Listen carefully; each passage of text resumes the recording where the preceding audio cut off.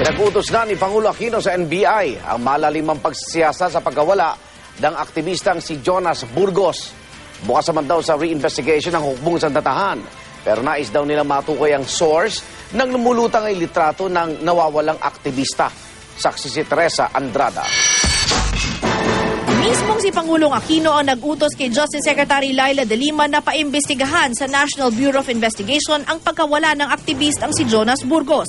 Kasunod ito ng apilan nitong Lunes ni Ginang Edita Burgos sa Korte Suprema para sa reinvestigation sa kaso ng anak. Nakakuha raw kasi siya ng mga bagong ebidensyang magtuturo sa militar na siya umanong dumukot kay Jonas. Kabilang ang litratong ito ng aktivista na nakuha ng kanyang pamilya mula raw sa isang confidential source. Ayon sa pamilya Burgos, kinuha umano ang litrato ilang araw matapos dukutin si Jonas. Nitong nakaraang linggo, nagdesisyon ng Court of Appeals na dapat papanagutin ng militar, partikular ang ilang tauhan ng Philippine Army, sa pagdukot kay Burgos habang nasa loob ng isang mall sa Quezon City noong April 28, 2007. This is in fulfillment of the President's pledge that any receipt of new evidence or leads will receive the scrutiny the case deserves. The investigation is independent of any directives from the Court of Appeals. Ayon sa palasyo, kauupo pa lang daw noon ng Pangulo nang kausapin niya si Mrs. Burgos tungkol sa kaso ng anak. Ipinangako raw noon ng Pangulo na kapag may lumutang na mga bagong ebidensya ay paiimbestigahan niya ito. Pagtitiyak ng palasyo, magiging independent na pagsisiyasat ng NBI. Makikipagtulungan din daw ang hukbong sandatahan sa investigasyon. Did we not cooperate in the Atimonan investigation? Did the NBI conducted the investigation?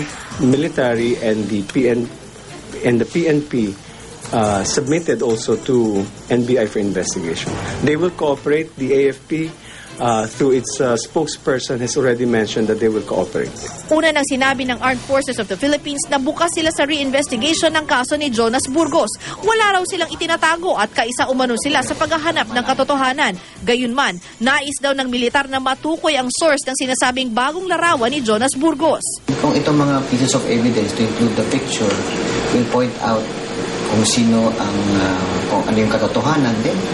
So welcome development para malaman natin yung katotohanan because the Armed Forces of the Philippines is one with the Filipino people in search for truth and justice, lalong-lalo na sa bagay na ito.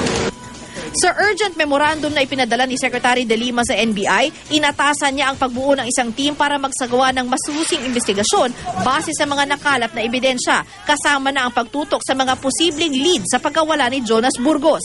Sa isang text message, sinabi ni De Lima na malinaw ang pakay na investigasyon, malaman ang katotohanan at papanagutin ang may sala. Teresa Andrada, ang inyong saksi.